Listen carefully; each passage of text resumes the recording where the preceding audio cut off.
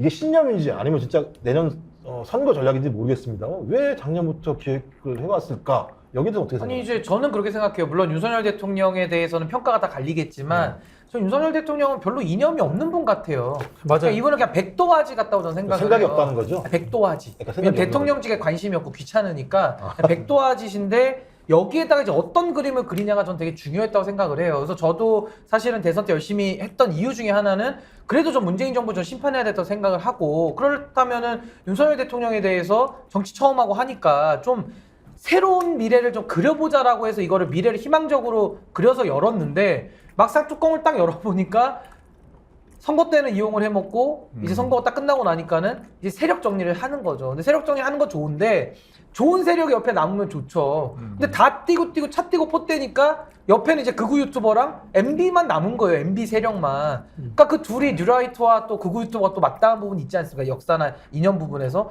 그러니까 이제 이분들 세상이 열린 거죠. 근데 그 열어준 걸 누가 열어줬느냐? 윤석열 대통령이 열어준 거죠, 사실은. 그렇죠. 우리가 이제 보통 정치 이념을 분류할 때 이념과 사상으로 그 사람을 분류하기도 하고 행태로 분류하기도 한단 말이에요. 급진, 온건, 뭐 이런 중도적이다 이런 것들은 하나의 행태적인 부분인 거고 그다음에 좌파냐 우파냐 그다음에 뭐 진보냐 보수냐 이런 것들은 이념적인 건데 윤석열 대통령은 이념적인 건 사실 없는 것 같아요. 그냥 권력편이에요. 그렇죠. 권력편이지. 네, 권력이 권력에 대해서 좋아 보여요. 네. 급진적으로 아부에서라도 가져와야 된다는 이런 하나의 권력지향적인 행태적인 이 권력에 대한 맹종하는 사람인데 그렇기 때문에 문재인 대통령 시절에 굉장히 또 아부를 했던 거고 지금 와서 권력을 잡으니까 자신한테 아부하는 사람을 좋아하는 거고 그 뉴라이트들이 아부하니까 좋아하는 거 아니겠어요? 뉴라이트를 이해한 게 아니고 그 아부가 좋은 거지. 저는 뭐 그렇게밖에 해석이 안 되고 하나 이제 우리 신 변호사의 했던 것 중에 저하고 좀 판단이 다른 게 있는데 저는 국민의힘이 크게 실패하지 않을 것 같아요. 한 120석 할 것 같아요. 120석이요? 네, 120석 할 것 같아요. 이렇게 하는데도? 이렇게 하는데도 한 120석. 일당은 민주당이 한 150석 이상 할 거라고 봐요. 하는데 윤석열은 100석만 넘으면 된다고 생각하는 것 같아요. 네, 똘똘한 놈 100명만 있으면 난 탄핵되지 않을 거고 검찰권을 가지고 기소하고 영장 치고 하면서 그다음에 캐비넷 열어가지고 국회의원들도 한 40명 집어넣어버리면 되는 거고 이렇게 하면은 나의 이 그 검찰 정권은 계속 내 임기 동안 유지될 거다. 근데 나라가 그렇게 망하잖아요. 나라가 망하죠. 그런 거 관심 없잖아요. 그러니까 그게 문제죠, 지금. 국가를 잘 운영하려고 대통령이 된 게 아니고 대통령 놀이하고 싶어서 된 사람인데 어떻게 보면. 그러니까 뭐 일단 그거는 과거에 전례가 있죠. 이제 그 박근혜 대통령 자기가 똘똘한 사람 데리고 가겠다고 예를 들면 감변하다가 엄청나게 파장이 있었음에도 불구하고 민주당이 한석 정도가 더 많았던 123대 122. 그런 뭐 선례가 있기 때문에 저는 그렇습니다. 저는 사실은 그 본인도 중요하지만 주변을 굉장히 중시하는데 우리나라가 이제 보면은 사실은 그 윤석열 대통령도 있지만은요. 윤석열 대통령 주변의 공통점이 제가 항상 강조합니다. 윤석열 대변인 다 어떤 사람들이냐? 다 부잣집 아들들이에요. 더구나 그 사람들 어떤 뭐 기업이나 그런 걸 통해서 부자가 된 사람들이 아니고 그냥 토들이에요. 옛날부터. 토. 한마디로 윤 대통령 주변 적이었습니다. 저는 사실은 윤 대통령을 보면 어떻게 보면 지금 한국의 분위기가요. 저가 보기에는 고려 말이나 조선 말이 아니고 신라 말 같아. 신라 말에 각종 뭐 지방 토들이 바로 하는. 전 그래서 어떻게 보면 저는 윤석열 대통령은요. 토연합체의 수장이다. 토연합체. 왕건인데. 네. 아니 그 정진석 의원이나 장기원 의원은 왕건은 아니고 토연합체는 아닌데 그래서 저는 근데 사실은 그러다 보니까 저는 그렇습니다. 그리고 저는 사실 윤석열 대통령이요. 예전에 그 손학규 전 민주당 대표가 그 당시 한나라당 대표였던 시절에 노무현 전 대통령에게 뭐 경제를 포기한 대통령이라고 이렇게 비판했습니다만은 노무현 대통령 스스로는 나는 경제를 포기한 대통령이라고 말씀 안 했거든요. 근데 저는 윤석열 대통령은요. 우리나라 대통령 사상 처음으로 본인 입으로 스스로 나는 경제를 포기한 대통령. 한마디로 이제 경포대 1호 대통령이에요. 경포대 1호 대통령인데 저는 그렇습니다. 저는 경제를 포기한 대통령이 그럼 저는 저는 총선 승리는 고사 과연 저 무사 임기를 채울 수 있을까? 이런 경제 관련 뉴스가 하나도 안 나와요. 안 나와. 진짜 지금 계속 적자에 수출 적자도 하고 근데 흑자가 났어. 불황형 흑자. 그러니까 수입이 안 되니까 수출이 오히려 더 늘어지는 이런 게 나는데 진짜 말씀해 주신 대로 경제를 포기했어요. 진짜 경제를 포기하고 세수도 지금 계속 누적돼서 지금 전년 대비해서 60조 원 덜 거치고 근데 이런 거 옛날 같았으면 진짜 난리 났을 거예요. 대통령이 뭐 하냐, 경제 지금 돌보는 거냐, 어쩌는 거냐. 지금 우리 외화 보유고도 지금 엄청 많이 줄어있거든요. 외환 방어한다고. 지금 난리해야 되는데 지금 신문만 보고 있으면, 특히 뭐 조중동 신문 보고 있으면 태평성대도 이런 태평성대가 없어요. 나라의 경제는 아무 문제가 없고. 근데 지금 실제 지표들은 그렇지 않거든요. 그러니까 사실은 걱정돼요, 어떻게 보면 지금의 사실은 그 동아일보 기사 중에 가장 악명 높은 기사 있잖아요. 예전에 김대중 정부 때 나왔던 대구 경북에 그게 아니라 뭐 대구 부산에는 추석이 없다 식의 있었는데 사실은 저는 그렇습니다. 그 추석이 닥쳤는데 추석이 임박했는데 지금에는 원래 그런 식의 언론 보도가 나와야 돼. 어떤 거냐면은요. 윤석열 정부 밑에서 전국 모두에 추석이 없다. 사실은 제가 알기로는 지금 한국이 어떤 거냐면은요. 윤석열 정부 집권 2년 차를 맞이해서 온 국민이 추석이 없는 삶을 보내게 생겼어. 야. 추석이 없는 삶을. 아니 쉽게 말하면 이제 올 2분기 경제 성장률이 0.6%라는 거잖아요. 그러니까 올 경제 성장률이 1.4%인데 2분기가 0.6%니까 하반기 어떻게 될지 모르는 상황이어서 마이너스네. 그러니까 1.4%가 될지도 모르는 상황이죠. 그러면 최악의 경제 성장률이기 때문에 말할 수 없겠죠. 그러니까 이동건 같은 사람 보냈겠죠. 보내서 그런 얘기 최소화시키는 측면이 여기 진짜 저 있을 것 걱정스러운 게 뭐냐면 미국은 지금 그 금리를 올리려고 하고 있거든요. 예. 지금 물가가 안 잡히니까 금리를 올리려고 하는데 우리는 지금 미국과도 금리 차이가 금리 차이 엄청나게 나잖아요. 엄청나게 나요. 근데도 지금 계속 유지를 하고 이걸 억지로 지금 누르고 있는 거거든요. 근데 지금 물가는 엄청 올라가고 있어요. 진짜 마트나 이런 데 시장 가서 장을 한번 보려면 고등어 한 손에 시장 재래시장 같은 데 전통시장에서 8,000원씩 해요. 저도 지나가다 봤는데 이게 이렇게 비쌌나? 이 생각이 들 정도예요. 근데 진짜 보면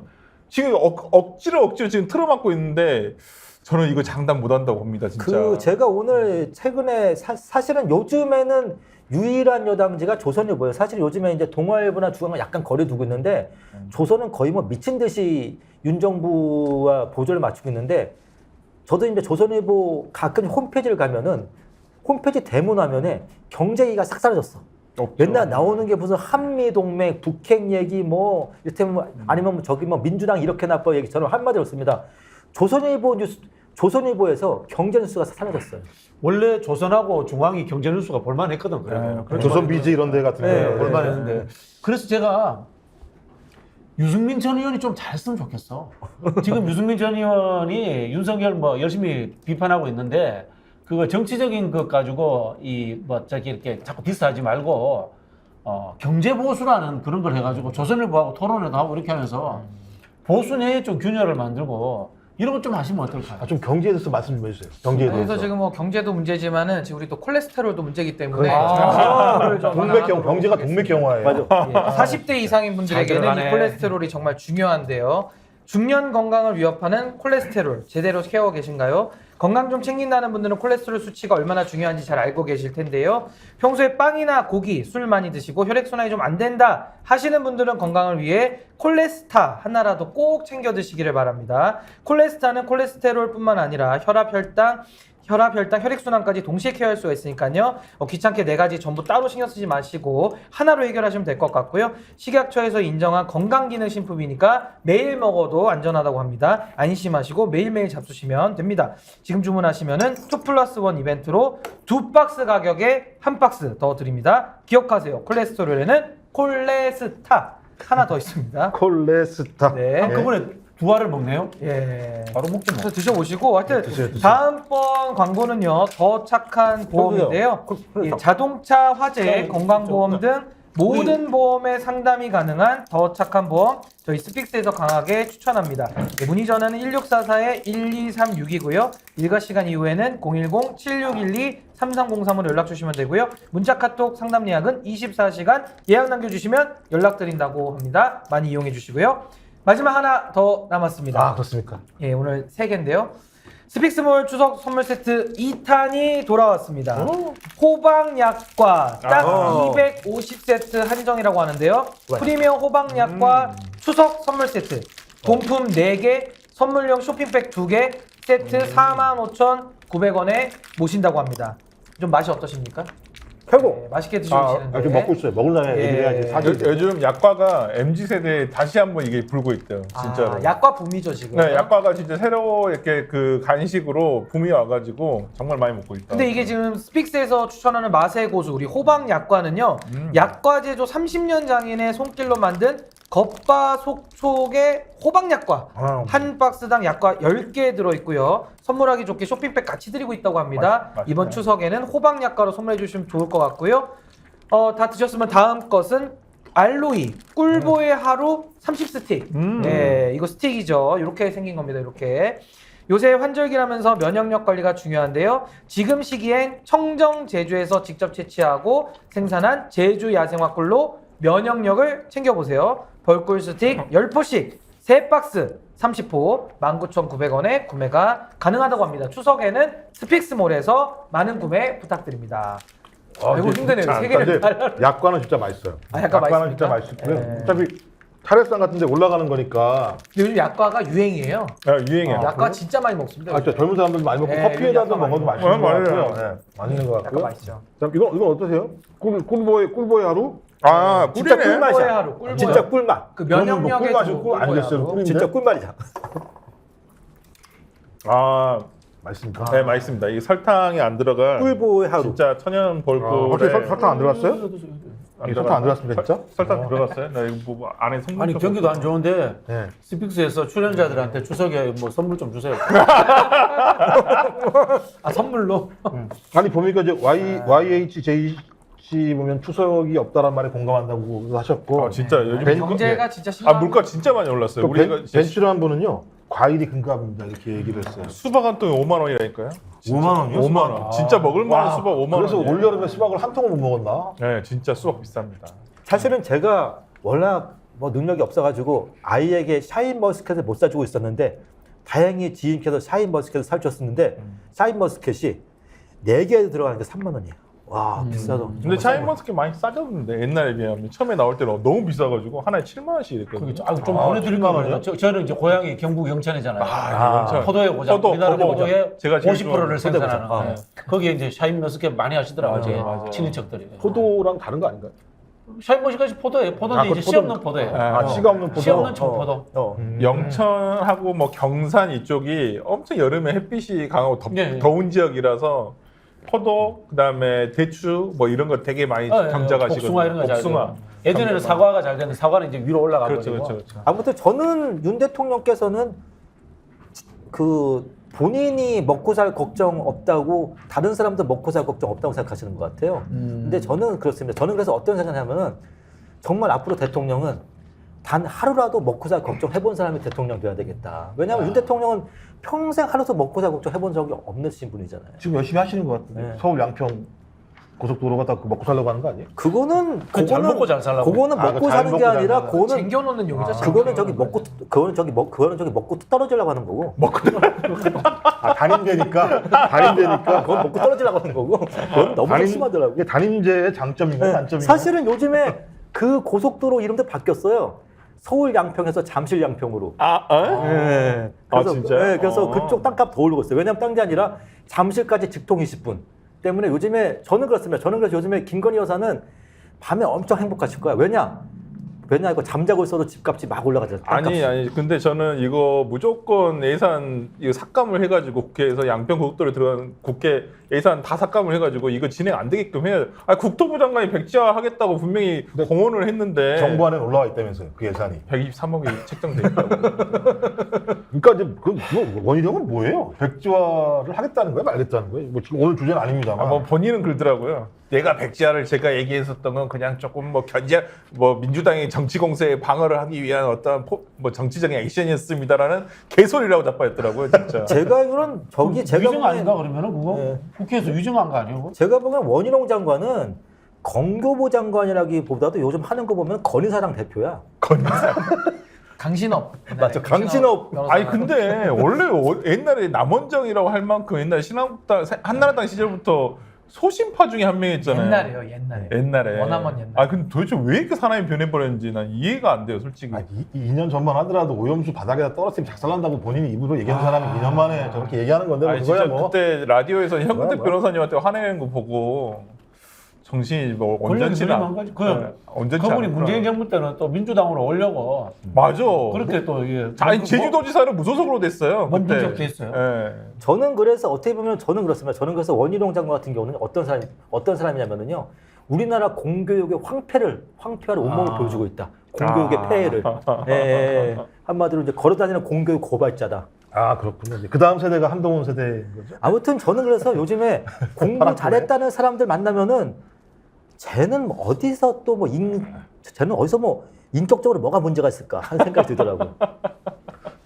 그러세요, 꼭 굳이. 물론 저는 공부 못했지만. 저 그런 생각이 들어요. 진짜 요즘은 인격의 문제에 대해서 깊이 고민하게 돼요. 아, 그러니까 공부를 잘하면 인격이 안 좋다라고 하는 새로운 또 예를 들면 아니 그게 아니라 인격이 안 좋을 수도 있겠다. 이거 안 아니, 좋을 원래 수도 있겠다. 정치인에게는 공감 능력이 가장 중요하잖아요. 어떤 뭐 지식이나 한동훈 장관처럼 맨날 무슨 공부만 해가지고 오는 사람이었고 지리자 국회의원의 과거 무슨 행적에 대해서 다 공부해가지고 오는 게 아니라 공감 능력, 상대방의 대화에 대한 공감 능력이 가장 중요한데 요즘에 그냥 무조건 싸우려고만 하는 사람들밖에 없어가지고 근데 대체로 전 세계적으로요 정치인들은 공감력이 떨어져요. 진짜 안 그러면 여기까지 올라오기가 힘들어요. 그 많은 국민들의 고통들을 다 공감하면 진짜 이 정치라고 하는 공간에 와서 자기가 예를 들면 악다군으로 싸울 수가 없겠죠. 자기가 그런 거 많이 느끼시죠? 자기도 힘들어지죠. 그러니까 아직까지 표현이 못 되신 거잖아요. 그럼 막 그래서 안 할 생각도 있고 사실. 아니야.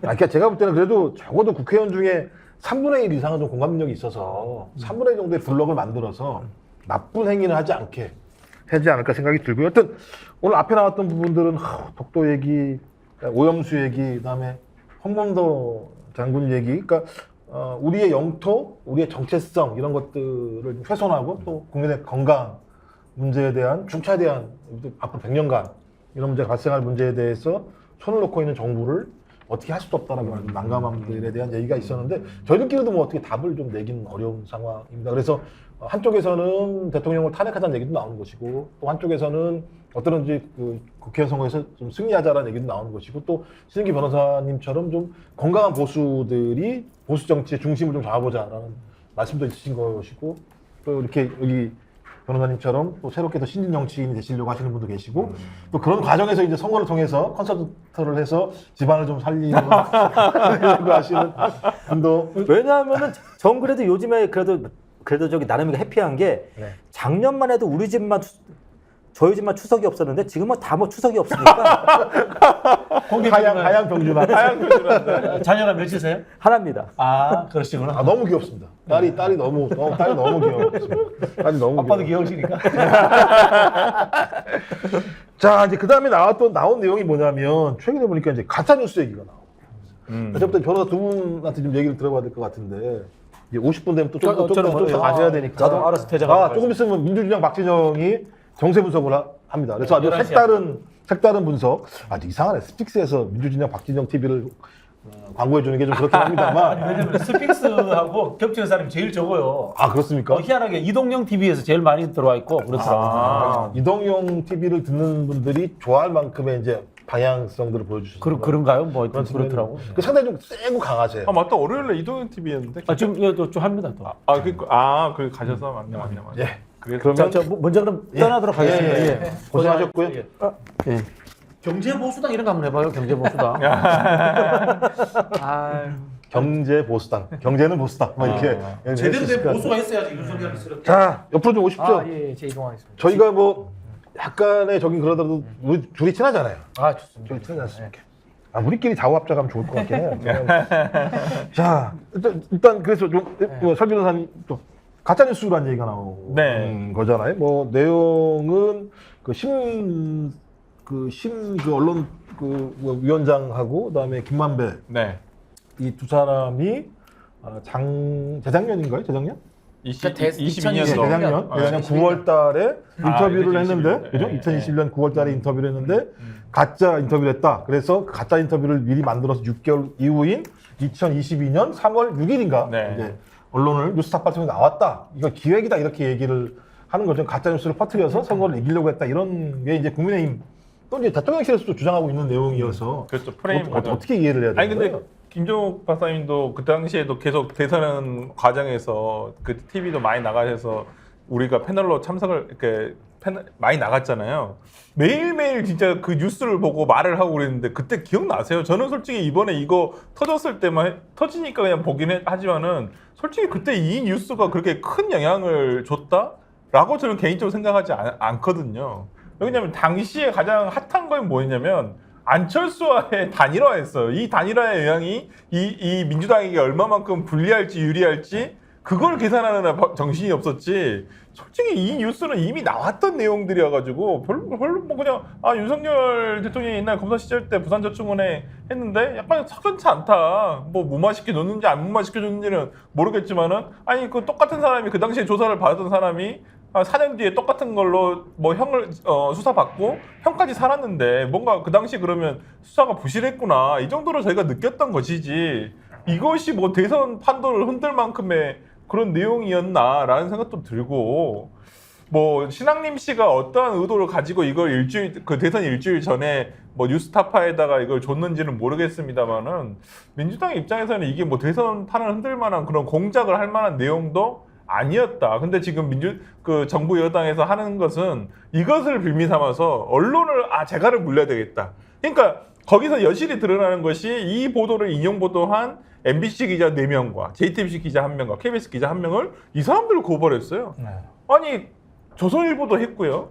오히려 연합뉴스도 했고요. 다른 뉴스에서 다 인용 보도했었습니다. 근데 뭐가 내용이 틀리고 하니까 악의성이 있다는 건데 도대체 그 다른 언론사의 기자들은 악의성이 없고 그 고발하는 기자들의 악의성만 인정될 수 있다라고 생각을 하는 것인지 그러니까 저는 다분히 이 김만배 신학님의 이 사건을 인터뷰 내용 가지고 오히려 언론을 재갈 물리기 위한 어떠한 공작 그러니까 언론 탄압 프레임에 하나 있지 않나라는 생각이 들 정도로 저는 오히려 그게 너무 눈에 또 빤히 보이기 때문에 좀 걱정스럽고 아니 수사하려면 해야죠. 뭐 수사하고 싶으면 수사해야죠. 그럼 심선생님 이게 그러니까 예를 들면 지금 얘기하는 게 위법성이 있다고 생각하시고 만약에 뭐 위법하다고 하더라도 가면 예를 들면 이런 정도의 내용을 가지고 처벌을 받을 수 있는 거라고 생각하세요? 그러니까 예를 들어 위법의 문제가 있으면요. 네. 조용히 수사해서 조용히 처벌받으면 되는데 이걸 가지고 무슨 국가 반역죄 사형이 어떻고 저쩌고 떠드는 걸 보면은 이거는 그냥 단순한 위법의 문제가 아닌 것 같고요.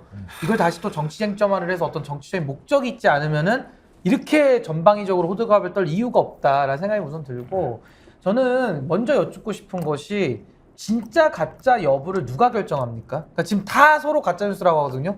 그러니까 본인들한테 불리하면은 일단 가짜 뉴스라 그래요. 일단 가짜라고 하고 보는 겁니다. 근데 저는 그렇게 생각하는 게요. 우리가 그래도 사회를 이루고 살아갈 때 사실관계에 대한 확정은 사법부에서만 유일하게 하는 거거든요. 그래서 사실관계가 판결문에 쓰여 있으면 고도의 우리가 신뢰를 부여를 하는 겁니다. 근데 그 외에는 다 자기의 주장인 것이지 누가 진실과 거짓을 독점해가지고 내가 얘기하는 것만 진짜다라고 얘기하면 그거야말로 전 근대적으로 가는 거예요, 나라가. 왜 진실이나 뭐 예를 들면 역사 이런 거를 왜 어느 한 세력과 정파가 독점을 하려고 하는 것인지 저는 일단 이게 가장 큰 문제라고 생각이 들고요. 그리고 예를 들어 오보면 그 오보에 따른 절차가 있어요. 언론중재위원회를 간다든지 또 가짜뉴스를 만들어서 만약에 명예훼손했다 그러면은 거기에 따른 처벌을 받거나 민형사상 책임을 지면 될 일인데 지금 이걸 가지고서 국민의힘 입장에서는 옳다구나 잘 걸렸다. 원 스트라이크 아웃 패간을 운운한단 말이에요. 근데 이것은 우리 헌법의 가장 그 기본이라고 할 수 있는 언론 출판의 자유. 이 기본권에 대한 심각한 위협이거든요. 그래서 저는 이분들이 아무리 정파적인 이익과 정략적인 생각이 있다 하더라도 정말 이 헌법까지 무너뜨리면서 이런 주장을 하는 것은 너무 이것은 선을 넘은 것이고 또 게다가 2년 전에만 해도 국민의힘이 야당일 때 언론재갈법 하지 말라 그러면서 그렇죠. 아니, 왜 이렇게 후쿠시마도 바꾸고 이것도 바꾸고 정말 너무 입장을 밥 먹듯이 바꾸니까 근데 저는 개인적으로 언론의 자유 최대한 보장된다고 생각하거든요. 왜 권력이라는 거는 여든 야든 진영이 바뀌든 또 되바뀌든 어쨌든 간에 견제를 받아야 되기 때문에 그런 건데 지금 뭐 권력 잡았다고 언론사 다 폐간시키겠다 그러고 이런 생각과 이런 발언을 국회에서 한다는 것 자체가 전 있을 수 없는 망언이고 이거는 반민주적이고 반헌법적이다. 저는 그렇게 봅니다. 그러면 국기문란은 사형감이에요? 그러니까 김기현 아니 그러니까 국기문란이나 어떤 국기문란 말씀하시는? 아니 뭐 지금 최근에 벌어진 가짜 뉴스 같은 경우가 중대 범죄인 거고. 그러니까 그건 김기현 대표의 일방적 주장이죠. 1급 살인죄라고 하던데. 아니 이제 그렇게 따지면 박근혜 전 대통령은 어떻게 되는 거예요? 그 국기문란죄 아니에요, 이게? 아 그렇죠. 그 국정농단이니까. 그럼요. 그러면 그것도 네. 예를 들면 1급 살인죄. 1급 살인죄에 해당되는 거예요? 그러니까 저는 김기현 대표는 너무나도 지금 윤석열 대통령한테 충성을 하기 위해서 저렇게 과도한 언어 인플레를 사용해 쓰는 거거든요. 아니 공당의 그것도 여당의 대표가 이거 너무 부풀린 것도 맞지만은 무슨 반국가 무슨 반역죄 사형에 해당한다 이런 얘기를 어떻게 합니까? 거기다 법률가 출신이 그런 얘기 어떻게 해요? 저는 딱 하나 생각해요. 저는 일단 김기현 대표는 공천을 받아서 자기가 지역구 의원이 돼야지 그 지역에 대한 인허가에 자기가 영향을 미칠 수 있다는 생각을 하는 것 같고요. 결국 김기현의 목표는 인허가권이다. 뭐 이것도 가짜뉴스라고 주장했네. 그리고 저는 그렇습니다. 그리고 저는 이게 지금 현재 보수를 황폐화시킨 대표적인 일 중에 하나가 부정선거 프레임이에요. 근데 마찬가지로 그렇습니다. 저는 그래요. 결국 왜 자꾸 이런 얘기를 하게 되냐? 부정선거니 가짜뉴스 이겁니다. 자기들이 선거에서 승리할 자신이 없는 거예요. 정상적인 플레이로. 그러다 보니까 저는 그렇습니다. 그러다 보니까 저는 이거예요. 이거는 결국 내년 총선에서 패배한 다음에 변명을 총선보다 훨씬 앞서서 지금부터 하고 있다. 총선 패배에 대한 변명을 일찌감치 한마디로 이제 사전 선거 운동이 아니라 사전 변명 운동이다. 변명 운동했다. 이 얘기 저도 들었어요. 예. 그러니까 내년 총선에 지게 되면 부정선거 주장부터 할 거다. 네. 그렇겠죠. 네, 그리고, 아마 그렇기 때문에 이 부정선거에 대한 것을 지금부터 네. 예고하고 있다. 이걸 자기들이 주장할 거니까. 근데 저도 그 콘스턴트님 말대로 저도 그렇게 생각합니다. 저는 그리고 일단은 그렇습니다. 저는 그리고 사실은 이게 결국은 이거예요. 결국은 이제 지금 여당이 혁신이 필요한데 그리고 사실 여당의 혁신은 다른 건 아니고 윤석열 대통령의 개과천선이에요. 개과천선인데 윤 대통령의 개과천선을 하지 않는 핑계를 하려고 하니까 가짜뉴스, 부정선거 한마디로 겁니다.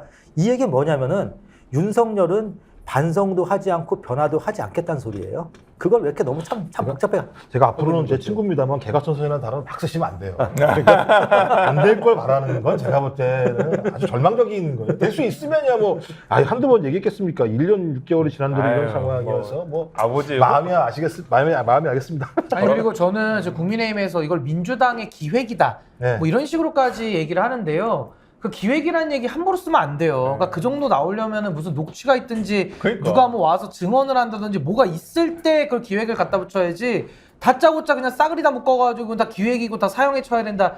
이런 식의 무논리가 어디 있습니까? 그리고 아까 그 부정선거로 간다고 하셨는데 저는 그렇게 갈 가능성도 있다고 보지만 또 그건 매우 어려운 것이 지금 선관위 사무총장 누구 임명했습니까? 다 자기 친구 임명한 거 아니에요? 그렇죠. 근데도 이제 와서 또 선거 부정이다. 이거 자기 모순이에요. 그러니까 저는 이제 뭐 어떤 핑계를 대도 저는 국민들한테 그 어필이 안 될 것 같고 아무튼 지금 국민의힘은 이 가짜뉴스 논쟁으로 아주 지금 신이 나서 언론 때려잡기를 하고 있는데 이 자체만으로 떼어놓고 보면 이건 너무나도 반헌법적인 작태다. 저기 생각합니다. 예, 뭐 일단 제가 72분짜리를 다 이렇게 봤어요. 그 대화 인터뷰 내용을 봤는데 저는 어디가 가짜 뉴스인지를 도대체가 모르겠더라고요. 그걸 다 커피 타준 사람이 틀렸다는 거죠. 커피 타는 사람. 아니, 그러니까 뭐 그 정도의 착오는 있으면 아니 커피는 자판기가 타든 누가 타든 그게 그치. 중요한 게 아니에요, 사실은. 그러니까요. 뭐 그 핵심의 문제는 그때는 죄를 찾지 못했는데 4년 전에 죄를 찾았다는 게 더 중요한 문제인데 맞아요. 이 문제는 빼놓고 가는 측면이 있고 그래서 참고로 박영수 변호인이 네. 2번 다 변호를 맡았습니다. 예, 그렇죠. 예. 네, 그러니까 그게 핵심이죠.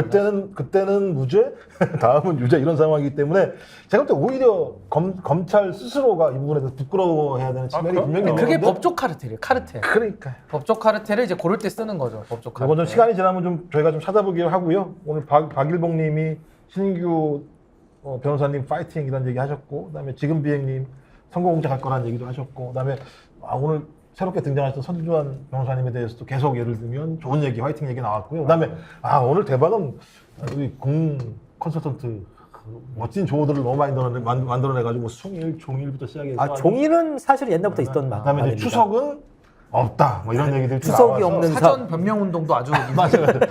매우 공감적인 언어만 했고 저만 오늘 작살났습니다. 예를 들면 저만 오늘 작살나는 거였어. 그러니까 앞으로 사회를 보지 말아야겠다. 오늘 진행 너무 물 흐르듯이 너무 좋았습니다, 교수님. 이런 게 가짜 뉴스예요. 아니 너무 좋으셨어요. 시청자 여러분, 뭐 너무 힘드시죠? 이것저것 비상식적인 일들이 벌어지고 있고 그 비상식에 대해서 또 정치권이 싸움을 하고 있는 모습이 비상식적이라는 생각이 많이 들고요.